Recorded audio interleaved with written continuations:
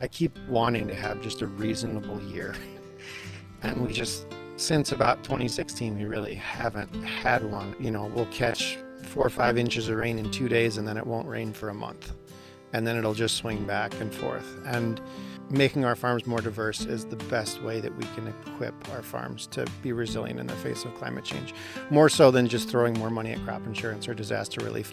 That's the Band-Aid on the dam. It helps in the short term, but if we don't diversify the landscape, the dam's going to break, and it's just going to be so expensive to keep the farmers in business if you're just relying on helping them every time the disasters increase. The system where you have one or two crops is actually extremely high risk, right?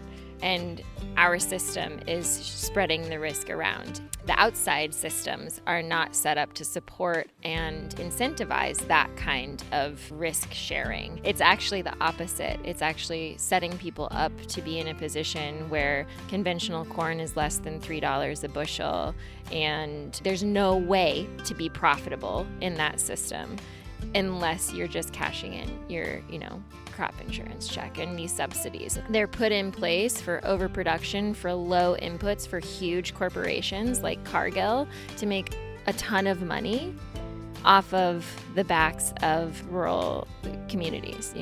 It's both, a local, regional problem and a national, international one.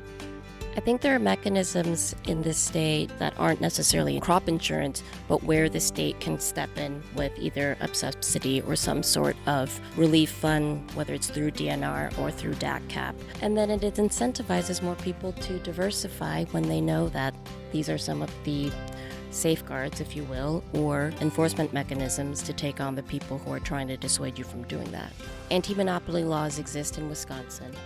It's one of the wing, but the thing is, this comes down to actually funding to be able to enforce it. Because it's one thing to have something in law, it's another thing to have an agency to make sure that there are the people and enough power to be able to enforce it.